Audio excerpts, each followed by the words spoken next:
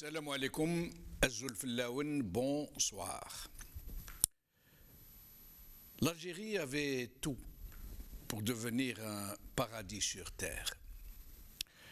Si en 1962 nous avions eu la chance d'avoir eu des dirigeants éclairés, doués de raison et de vision, patriotes sincères et démocrates convaincus, nous serions aujourd'hui une société apaisée, une ruche laborieuse, un pays où il fait bon vivre, en paix avec ses voisins, un pays de cocagne dont la population n'a pas besoin de s'exiler pour chercher sa subsistance, et des cieux plus cléments où règne le civisme, la solidarité, la bienveillance, la joie de vivre entre les citoyens d'une même nation, où les institutions sont sincères et pérennes,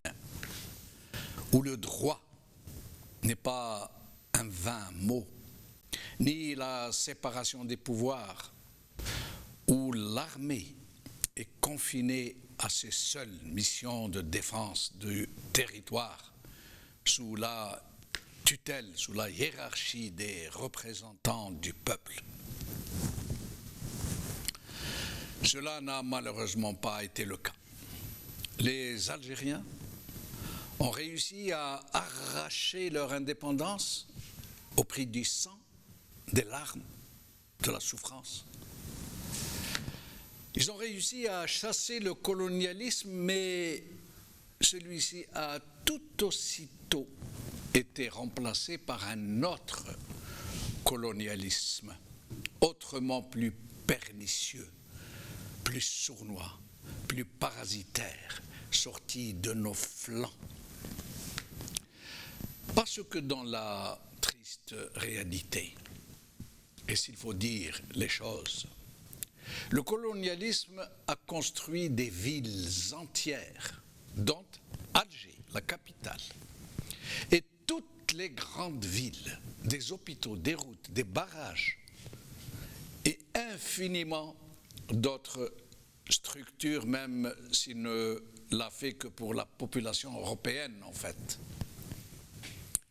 Les généraux du colonialisme et tous les officiers supérieurs français, de l'armée française, ont commis, certains parmi eux, nombreux parmi eux, ont commis des atrocités contre le peuple algérien, par leur seule présence sur un pays qui ne leur appartenait pas. Mais on ne connaît pas le cas d'un seul parmi eux, ces généraux français, qui se soit servi de ces galons pour s'enrichir, pour capter les richesses du pays, pour faire profiter sa famille et ses clients du domaine et des richesses publiques, alors que c'était une armée d'occupants. Pas un seul général de l'armée coloniale n'a détourné le moindre petit bien à son seul profit et sur le dos de la République. Et c'est dire. Aujourd'hui, le pays est au plus mal. La société est retournée à l'état de jungle. C'est tag elementag.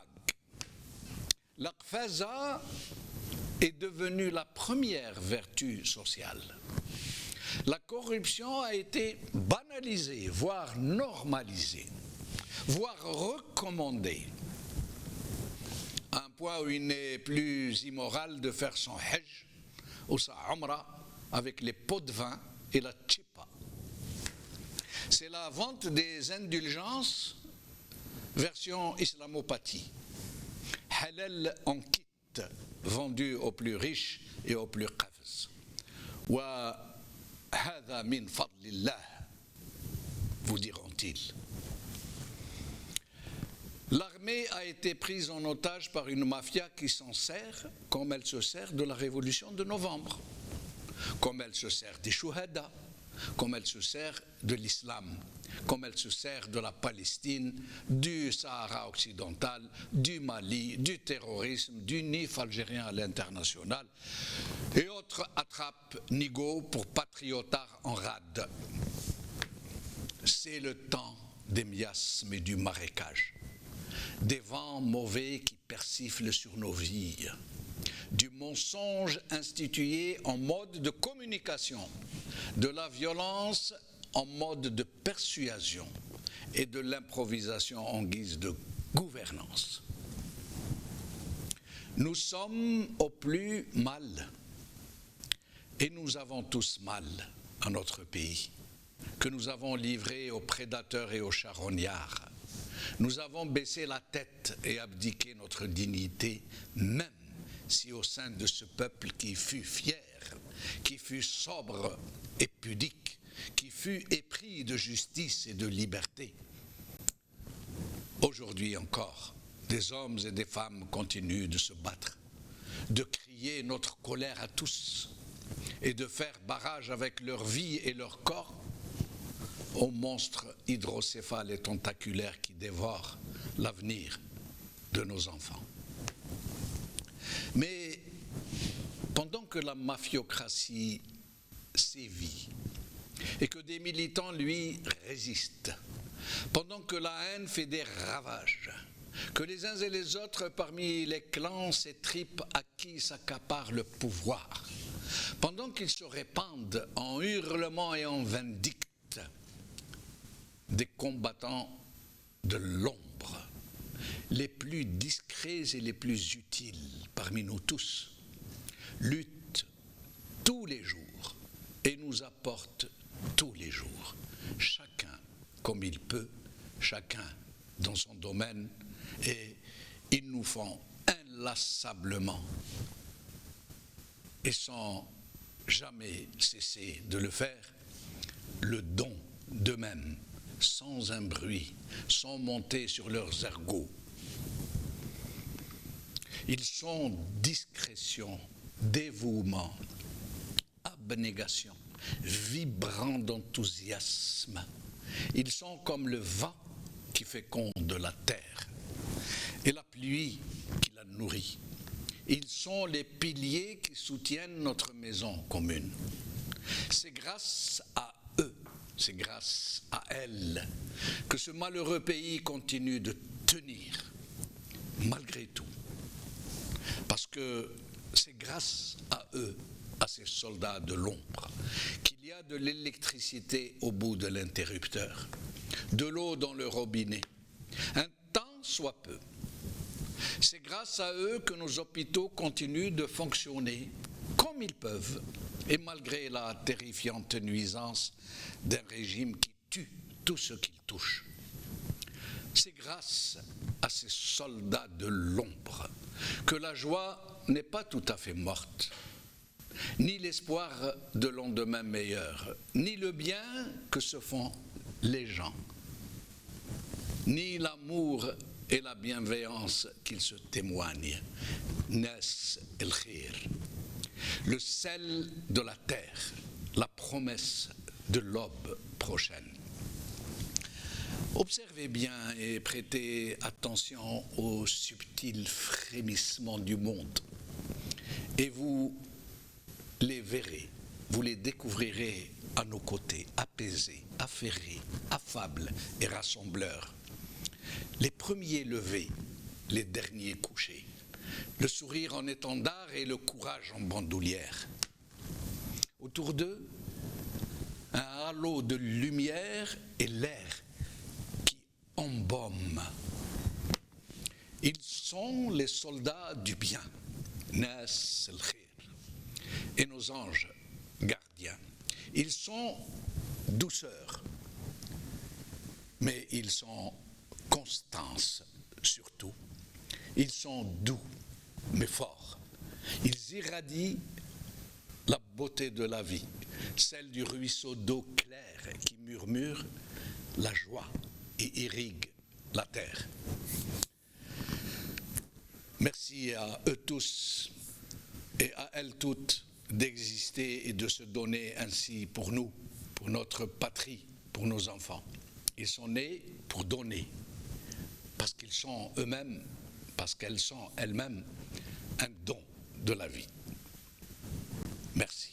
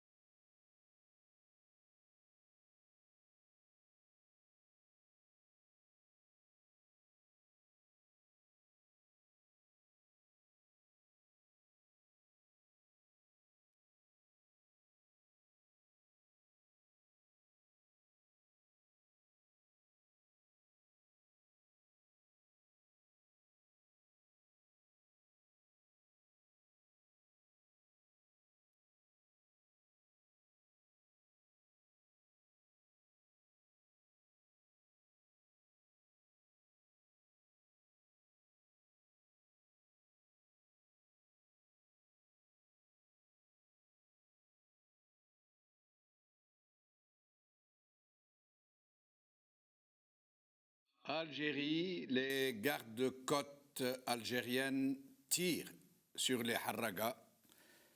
C'est le titre de notre émission d'aujourd'hui. Nous allons recevoir Senhaja Akrouf, militante politique, Abdelrahim Moussawar, militant politique. Mais avant, nous avons le plaisir de recevoir Madame Marie-Ange Kolsa, présidente du Centre international pour l'identification des migrants disparus, qu'on a déjà eu le plaisir de recevoir, notamment mon confrère Nasser, qui l'a reçu durant toute une émission lors d'une rencontre spéciale. Une organisation qui se porte à l'aide des migrants qui accostent en Espagne et qui fait un travail humanitaire remarquable. Marie-Ange Kolsa, merci d'avoir accepté notre invitation. Merci à vous pour l'invitation et votre invitation, bien sûr. Merci. Alors, avez-vous entendu parler avant-hier de cette embarcation de Harraga, c'est comme ça qu'on appelle les migrants algériens, qui a été interceptée par des gardes-côtes et qui ont tiré sur les occupants, semble-t-il, en tuant un des occupants et blessant gravement le deuxième. En avez-vous entendu parler? Alors oui, effectivement, nous avons reçu au sein de notre organisation les images où on voit effectivement des tirs qui sont clairement entendus. Et oui, il semblerait qu'une personne ait perdu la vie. Écoutez, c'est effarant, ça me rappelait les images il y a quelques années, donc dans des mêmes circonstances, donc pour éviter que les migrants puissent, là, le cas échéant, c'était accosté, un bateau militaire turc qui avait fait exactement la même chose. Donc c'est épouvantable, on traite le migrant comme un délinquant, alors que la seule chose qu'il essaye de faire, c'est de trouver un pays où il puisse prospérer, lui et sa famille. Donc, on part par besoin, on part pas par envie, hein. Donc, c'est épouvantable qu'on puisse traiter comme ça des personnes, d'autant plus des ressortissants, donc, parce que là, le cas échéant, c'était des Algériens. Donc, c'est d'autant plus grave lorsqu'on tire sur ses propres compatriotes pour éviter une migration vers l'Europe.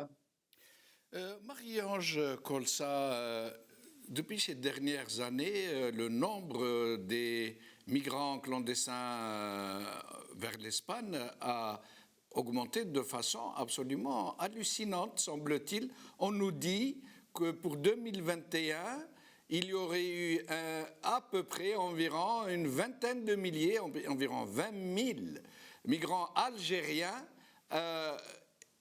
Non pas, ce n'est pas un chiffre précis, c'est une estimation par rapport aux embarcations qui ont été abandonnées sur le rivage. Est-ce que vous confirmez ce chiffre?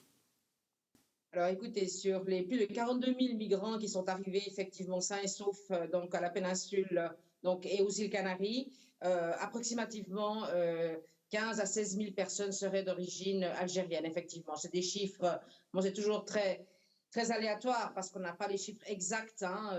Les autorités très souvent ne donnent pas toutes les nationalités lorsque les embarcations arrivent, donc ça cause problème. Même s'il est vrai qu'on est très proche, disons, du nombre réel des migrants qui sont arrivés. Il faut dire que les migrations algériennes l'année passée donc, était la première par rapport à d'autres nationalités, hein, si on prend le calcul général de ceux qui sont rentrés. Donc c'est un numéro très important. C'est un numéro très important. Cette année, il y a une baisse absolument notoire, donc c'est indiscutable. Il y a eu un problème, donc, comme vous le savez, d'ordre climatique. Donc approximativement le 50% de moins est arrivé par rapport à la même période l'année passée, hein, d'origine algérienne. Quel est le profil des migrants d'abord en termes d'âge, enfants, jeunes, personnes adultes, personnes âgées, personnes d'un certain âge, en termes d'âge et puis en termes de statut social? Alors, c'est des jeunes entre 20 et 30 ans, donc la force vive du pays, bien entendu. 90% sont des hommes jeunes. Il y a un pourcentage quand même de plus en plus élevé de femmes et d'enfants, donc des familles complètes. Le statut social, la classe sociale a changé, donc il y a beaucoup de professions libérales, classe aisée, si je puis dire. Avant, il y avait exclusivement, donc si on compte les années 2019 et avant 2019, le premier semestre 2020, donc des personnes qui se situaient dans des situations de chômage ou de grande précarité dans leur pays d'origine. Mais ça a changé, hein, ça a changé. Et apparemment, c'est une tendance qui se maintient parce que cette semaine, donc, nous avons eu en 72 heures, ces dernières 72 heures, 316 personnes d'origine algérienne sont arrivées en Espagne saines et sauves. C'est beaucoup, hein, en 72 heures, ça fait beaucoup d'embarcations. Et ce sont des hommes, surtout des hommes jeunes, entre, je vous dis, 20 et 30 ans. La force vive du pays, véritablement, c'est un drame. Tous les migrants, tous les arrivants ne sont pas identifiés. Beaucoup passent à travers les mailles du filet et passent directement soit dans le reste de l'Espagne, soit en France. Ces chiffres restent aléatoires. Alors écoutez, beaucoup passent entre les mailles du filet. Oui, bien sûr, il y a des embarcations qui arrivent sans être besoin d'être secourues, non? Mais quasiment actuellement, quasiment la grande majorité sont interceptées par donc la police espagnole.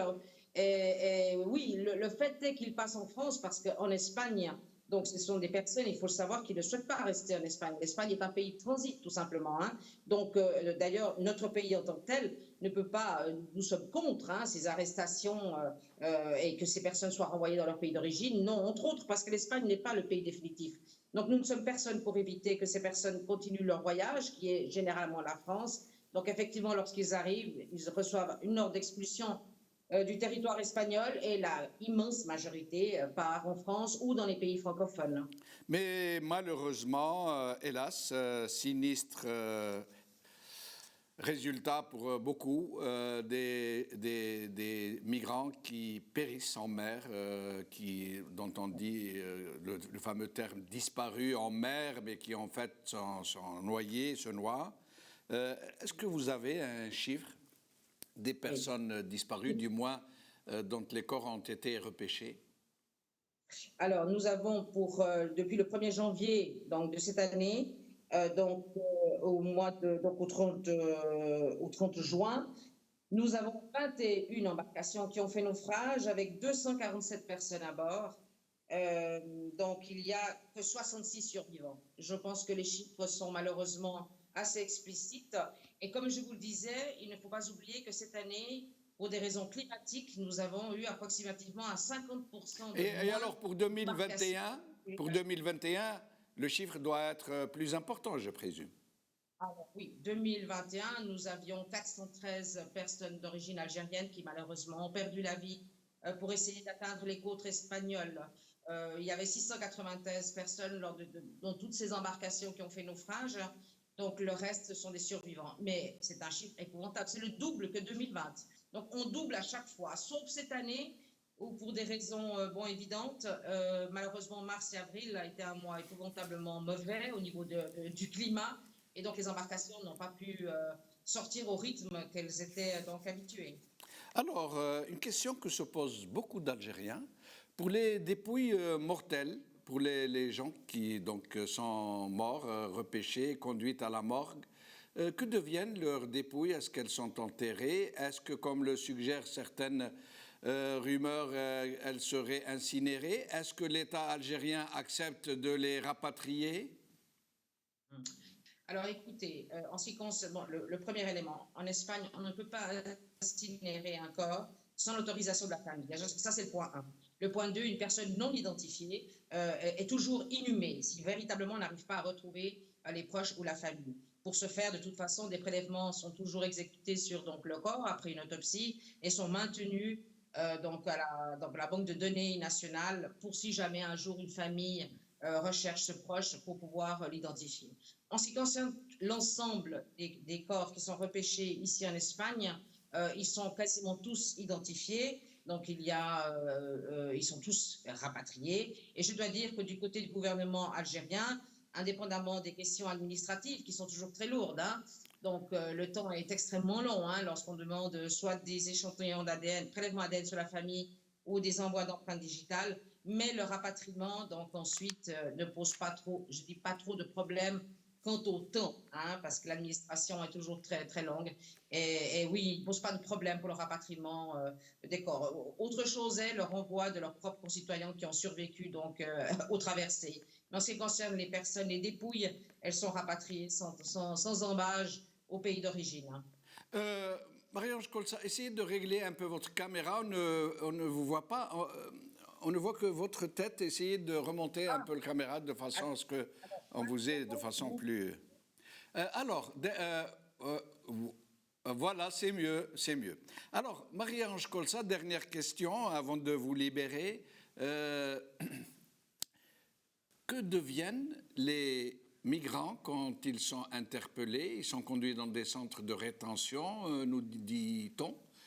Comment ça se passe? Et après le centre de rétention, ils sont libérés, on leur permet de partir vers leur destination initiale, on les expulse, on demande au régime algérien de les reprendre. Que se passe-t-il et comment ça se passe dans ces centres de rétention?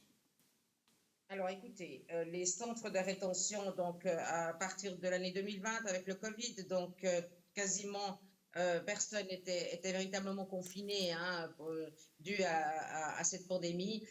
Actuellement, les personnes qui arrivent en Espagne, qui arrivent à survivre, comme je dis, parce que c'était vraiment des survivants de la traversée, sont retenues 72 heures par la police espagnole pour le contrôle d'identité. Puis, généralement, un juge ordonne l'expulsion du pays, c'est-à-dire qu'ils quittent le territoire par leurs propres moyens. L'Algérie donc ne reprend pas ses compatriotes. C'est un problème qui se pose en Espagne, en France et dans d'autres pays européens. Par conséquent, on les laisse suivre leur voyage. Ils doivent quitter l'Espagne, qu'ils aillent en France ou dans un autre pays. C'est le problème donc du migrant. Les centres de rétention, les personnes qui sont retenues actuellement en Espagne, ce sont des personnes qui véritablement ont commis un délit ou suspicion de délit, hein. Pour tout le reste, elles sont actuellement libérées depuis déjà plusieurs mois. Elles sont libres de leur mouvement. Passé les 72 heures, elles peuvent quitter le territoire espagnol. Est-ce qu'elles jouissent de soins éventuellement, lorsque cela est nécessaire, de soins médicaux, je veux dire? Oui, alors à leur arrivée, bien entendu, ils sont tout de suite pris en charge par la Croix-Rouge, donc ce qu'on appelle l'aide d'émergence. Et puis, si des personnes ont besoin d'être transférées à l'hôpital pour d'autres soins ou pour un suivi, bien entendu, elles sont hospitalisées.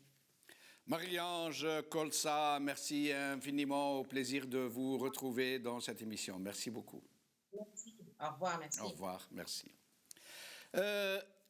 Abdelrahim Moussawar, merci d'être avec nous. Bonsoir Jamal. Bonsoir. Bonsoir Senhaja. On remercie Madame Kolsa pour ses précisions. Bonsoir à tous les téléspectateurs de Le Maghrébia. Merci pour cette invitation. Merci. Abdelrahim, Harraga, dans les années 80, 90, 70, les Algériens pouvaient partir en France, il n'y avait même pas le visa. Et pourtant, c'était pas la joie dans les années 70, 80, 90. C'est la misère, c'était la pauvreté. Mais pourtant, les Algériens partaient, ceux qui pouvaient, partaient quelques jours et ils revenaient au pays. Même ceux qui avaient un passeport qui pouvaient partir ne partaient pas. Qu'est-ce qui explique maintenant ce tsunami migratoire d'Algériens de toutes catégories, des familles, des femmes, des enfants, des personnes d'un certain âge, des femmes mariées, des familles entières? Qu'est-ce qui se passe? Pourquoi cette hémorragie? Dans un premier temps, d'abord, je remercie toutes celles et tous ceux qui ont péri dans le large de la Méditerranée, qui ont essayé de rejoindre l'autre rive. Peut-être ma réponse elle est dans cette expression pour espérer, pour avoir une vie sociale, une vie économique meilleure. Autre temps, autre mœurs, peut-être dans les années 70-80, il n'y avait pas autant de moyens qu'aujourd'hui qui permettaient, même si à l'époque c'était sans visa, il y avait peut-être moins de population par rapport à aujourd'hui, mais lorsqu'on fait l'analyse de la chose telle qu'elle est, je pense que le phénomène de Harraga aujourd'hui, c'est une sorte de baromètre social. Baromètre social en Algérie qui nous montre le degré du désespoir que ressent la jeunesse algérienne de façon particulière, mais tout le peuple en général. Donc là, je pense que c'est-à-dire les Algériennes et les Algériens, les jeunes notamment, vous savez aujourd'hui avec tous les moyens technologiques, Internet, si etc., nous, ça leur permet de se connecter. Le Skype pour la deuxième invité. Pardon, Abdelrahim.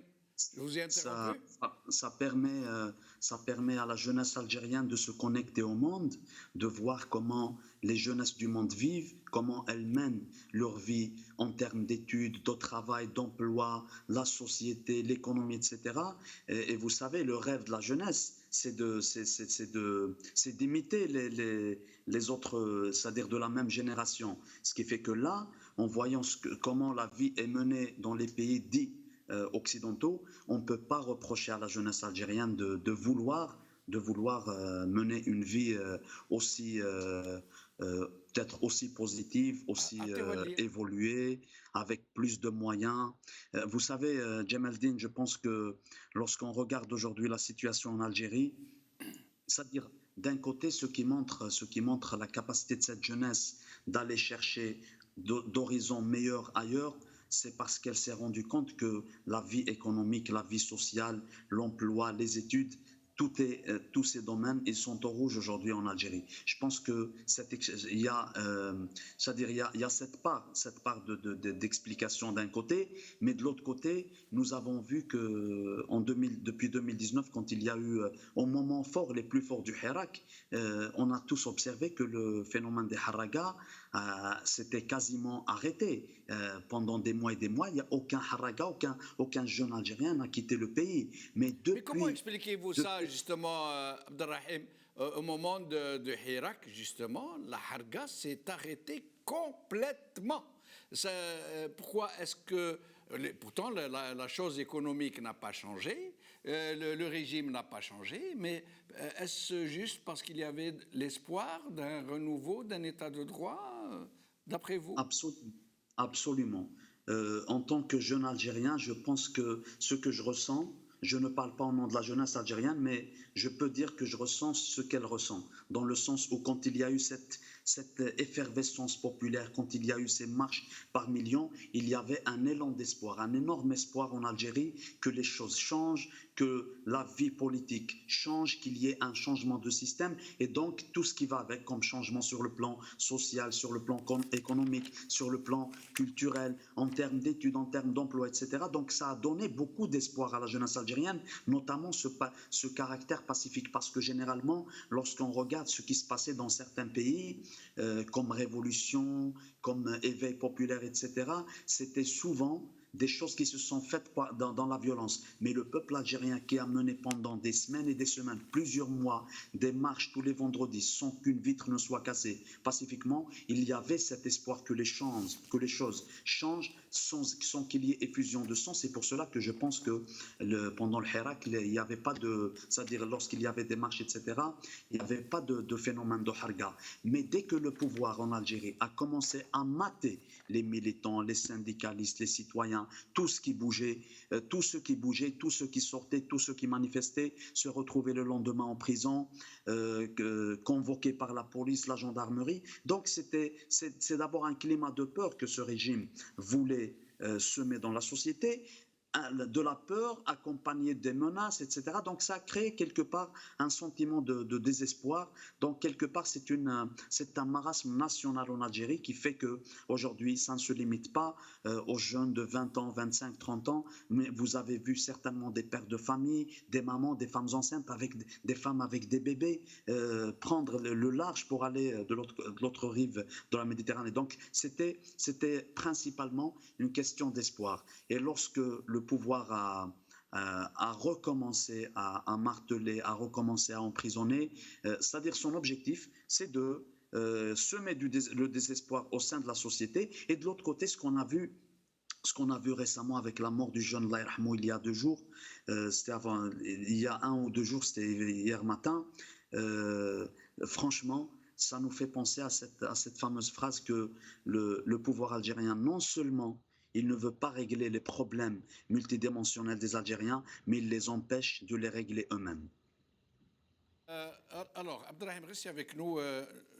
Avant de donner la parole à Senhaja, je vais vous montrer la photo de ce jeune qui aurait été assassiné par les gardes-côtes. Selon le site de Francisco José Clemente Martin, membre justement du Centre international pour l'identification des migrants disparus. Il s'appelle Kamel. Il aurait été tué par la marine algérienne, dit-il. Mais regardons, avant de donner la parole à Senhaja, la vidéo qui a été filmée par des jeunes qui étaient au bord de l'eau et qui ont vu cette course-poursuite de cette embarcation par les gardes-côtes et les tirs qui ont causé la mort de ce jeune et des blessures très graves, paraît-il, à un deuxième occupant. Regardez.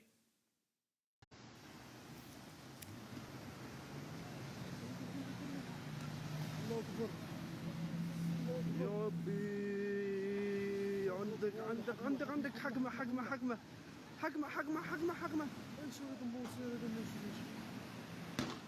يو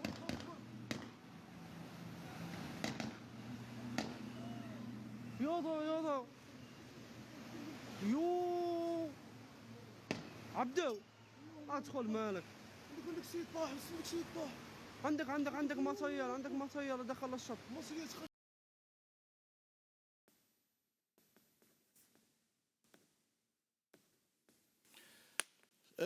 Senhaja, voilà donc des gardes-côtes qui tirent sur les Harraga et tout le monde se pose la question, comment ce régime qui pousse ces gens à partir, qui les pousse à l'exil, il ne leur laisse aucun choix de rester chez eux et quand ils veulent partir, ils les tuent, ils leur tirent dessus à balles réelles Sanhaja, merci d'avoir accepté notre invitation.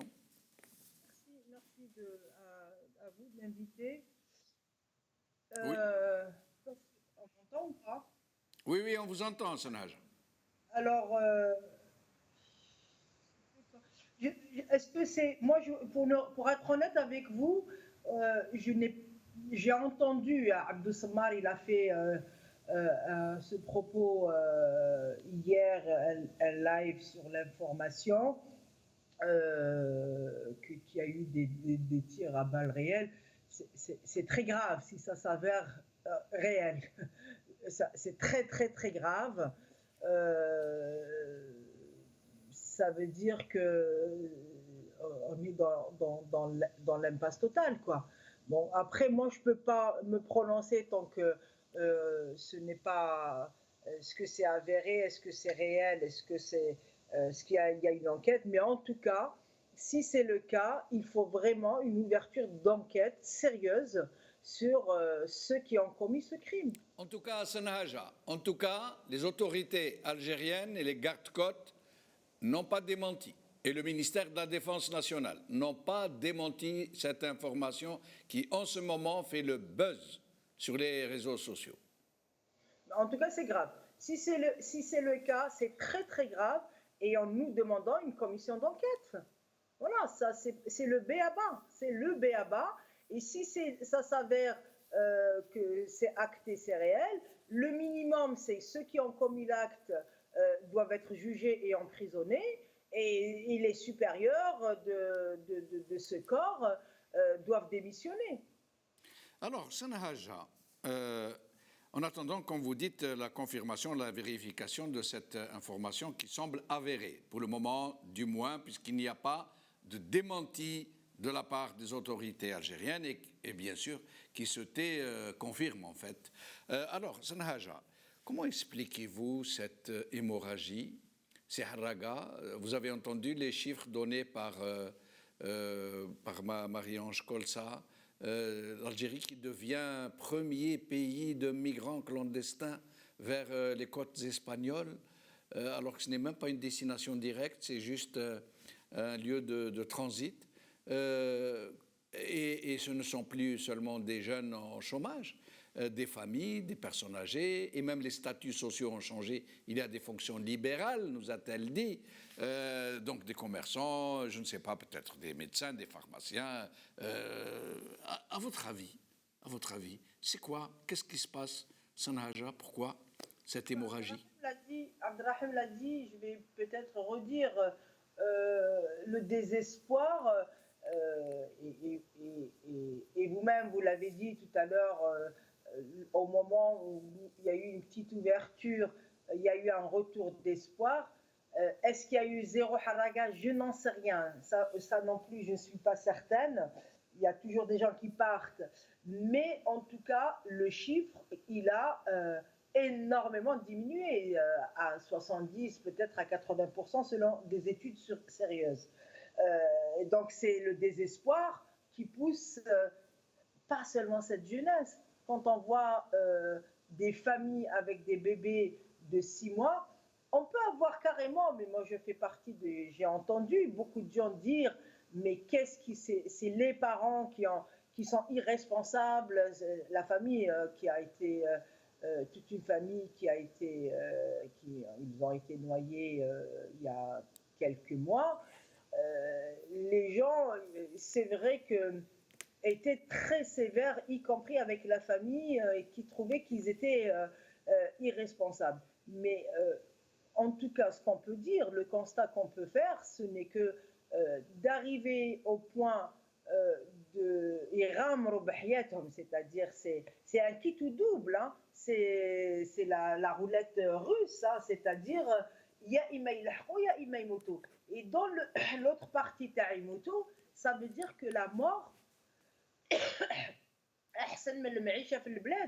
c'est plus catastrophique qu'on Alors croyait. écoutez, je vous redonne la parole, Sanhaja. Écoutez ce que disait un ex-responsable, en l'occurrence l'ex-premier ministre, M. Yahya, sur la harga. Écoutez. أوضاع البلاد الشباب اللي يحرق ما لقاش الخدمة انا نطرح السؤال كي يحرق واش يلقى ليه اللي وصل حي وفات شباك الشرطه الاسبانيه ولا الايطاليه ولا 90% من الحالات يمشي يلقط التشينه ولا الطوماطيش. Vous avez entendu Sanhaja? Voilà l'attitude de ces responsables. Comment ils voient les choses. Oui, de toutes les façons, ces responsables, on le sait qu'ils ont un mépris pour leur peuple. Hein. Ce n'est pas pour rien que des milliers, voire des centaines de milliers, voire à un moment donné quelques millions qui étaient dans la rue. La première des choses qui a sorti le peuple, c'est d'abord le mépris. Hein. Et on est en plein dedans. C'est-à-dire,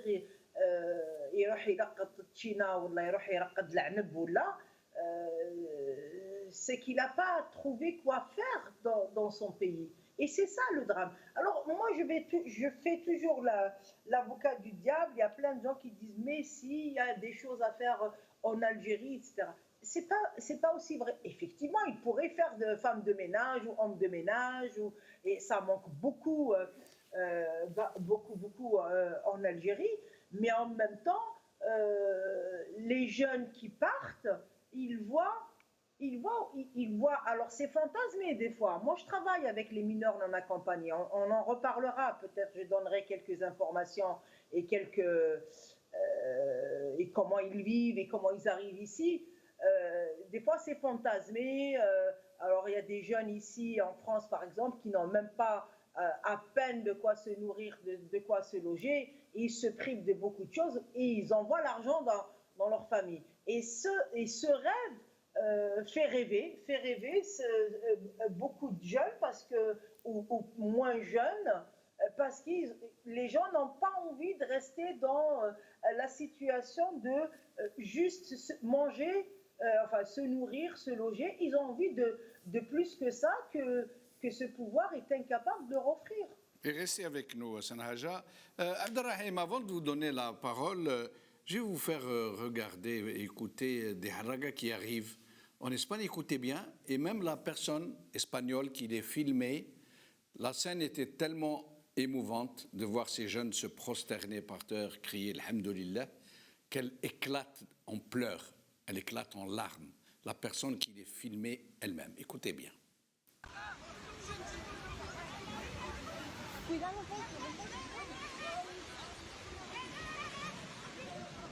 Tranquilo, tranquilo, tranquilo, tranquilo. Tranquilo, tranquilo, tranquilo, tranquilo. Oh, para aquí, para. Tranquilo, tranquilo.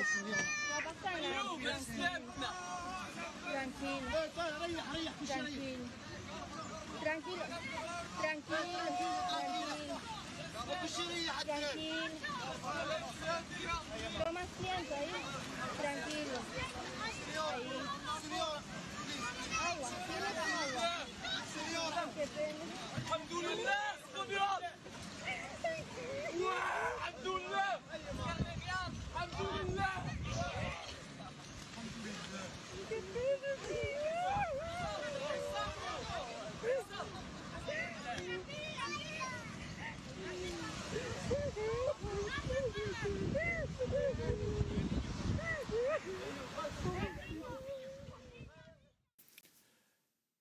Abdelrahim Moussaour. Très émouvant. Je pense que les larmes de cette dame qui était en train de filmer prouvent tout simplement que les humains entre eux, ils ont une connexion naturelle, c'est celle du cœur, celle des sentiments, celle d'avoir envie de vivre dans la paix, de vivre c'est-à-dire avoir une vie décente, avoir une vie qui leur permet de se considérer, d'être considéré comme un être humain, tout simplement. C'est Haraga qui arrive sur place, qui prie, qui remercie Dieu d'être arrivé pour être arrivé sain et sauf. Et puis vous avez vu cette dame qui était en train de pleurer. Je pense que c'est un peu dur de voir cette scène.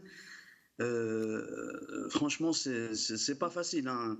On a vu d'autres vidéos qui ressemblent à celle-là, mais ça nous fait penser toujours à cette situation dans laquelle vivent nos compatriotes en Algérie. Et au-delà de l'Algérie, c'est tous les pays d'Afrique, hein, puisqu'il ne faut pas oublier que au Maroc, en Tunisie, en Libye, en Égypte, et vous avez tous les pays de l'Afrique de l'Ouest. Ils vivent dans un marasme multidimensionnel, des problèmes politiques qui par-delà les problèmes politiques, vous avez donc des répercussions sur la situation économique, sociale. Tout à l'heure, on parlait, vous avez posé la question à Madame Kolsa, qui est directrice ou présidente de l'association CIMID. Donc là, vous lui avez demandé si c'était seulement les classes, les jeunes provenant des classes pauvres qui traversaient la Méditerranée. Aujourd'hui, la paupérisation de la société, elle devient énorme, elle devient insupportable au point que lorsqu'on parle des moyens, il n'y a pas que les moyens, il y a aussi des personnes qui ont une situation sociale aisée en Algérie, des personnes qui travaillent, qui ont des salaires décents, qui prennent le large, qui prennent des barques de fortune juste pour aller en Europe, parce que c'est-à-dire ça nous renseigne sur la gravité de la chose. Si aujourd'hui des Algériennes et des Algériens, ou même des migrants tout simplement, ils choisissent un exil peu probable, parce que, comme disait Snahadja tout à l'heure, à 50% on y arrive, à 50% on n'y arrive pas, ça relève vraiment de la profondeur du désespoir au pays.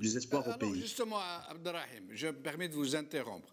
Des Haragas que nous connaissons, que nous avons rencontrés, qui préfèrent se suicider, il y a eu des tentatives de suicide lors des mesures d'expulsion, que de repartir à leur pays. Alors qu'ici, il faut bien le savoir, justement pour les candidats à la Harga, que ce n'est pas la joie. Ils vivent dans une situation très précaire. Ils font des petits boulots, ils n'ont pas d'endroit où dormir régulièrement, ils sont harcelés par la police. Et malgré ça, ils préfèrent rester ici que de retourner. Et ceux qui ont été expulsés, qu'on a pu faire expulser, sont revenus par la même voie, par la Harga. Alors, je vais vous faire écouter et regarder des Haragas qui ont été sauvés. Et puis, j'ai une question pour vous, Abderrahim.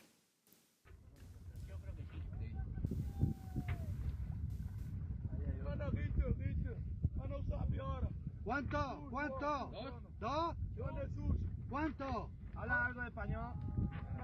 No, está diciendo tú. No, español. No, Algeria. ¿Tu version? ¿Dos más? Oh, oui. ¿O uno más? Oui, oui. ¿Cuánto soy? Oui, oui. ¿Uno solo? Oui. No, otro allí. Oh, أنا هو. Toma, cógelo. Cógelo. Cógelo. هذه tu español. Cógelo. Dile que se venga. Aguanta ahí. Hemos pedido ayuda. Y el otro allí.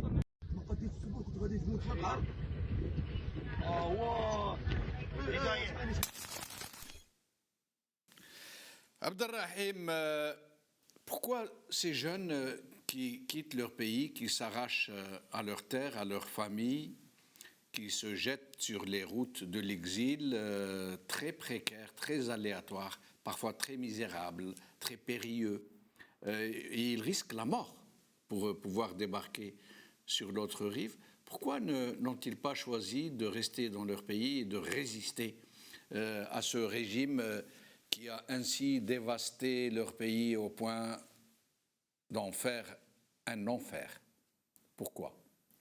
Je pense que là, il peut y avoir au moins deux raisons qui font que ces jeunes ou ces citoyens quittent le pays.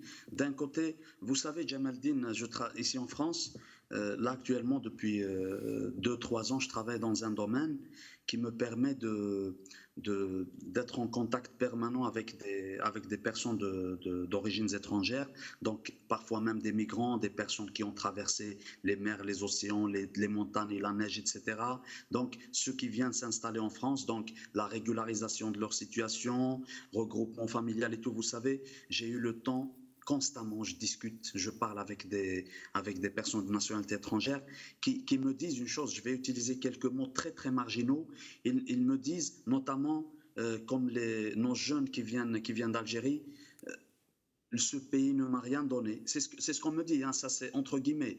البلاد هذه ما عطاتليش. À partir du moment où j'ai traversé la mer Méditerranée pour refaire ma vie à zéro, je vais accepter de refaire ma vie à zéro. Et ils me disent clairement aussi, je viens en France ou peut-être en Espagne, mais principalement en France, ce pays, je travaille pendant un petit moment. Si je n'ai plus de contrat, j'ai le droit au chômage. Je cotise à la retraite, j'ai mes droits sociaux, j'ai mes droits. En plus, il y a quelque chose de très important. On a parlé tout à l'heure, c'est le mépris, le hawgara. Et d'ailleurs, c'est ce terme très cher au lexique algérien, le hawgara. Les Algériens n'acceptent jamais qu'il soit un mahgouren. C'est pour ça que dans un pays, dans un état de droit, où ils ont des droits sociaux, où ils ont beaucoup d'accès à des services. Il suffit de voir parfois des migrants algériens qui arrivent en France, une fois régularisée leur situation, ils deviennent des cadres. C'est eux qui gèrent des entreprises, de grandes sociétés, etc. Ça veut dire qu'ils se sentent libérés, ils sentent que leurs efforts ont donné des fruits. Sinon, de l'autre côté, en Algérie, qu'est-ce qui fait que ces jeunes, comme tu disais, que ces jeunes ne tiennent pas tête à ce régime? Non, il y a toujours des jeunes Algériens qui militent dans des syndicats, dans des associations, dans des partis politiques, qui sont jusqu'à aujourd'hui, qui font, c'est-à-dire tête à tête par rapport à ce régime et qui veulent qu'il y ait un changement.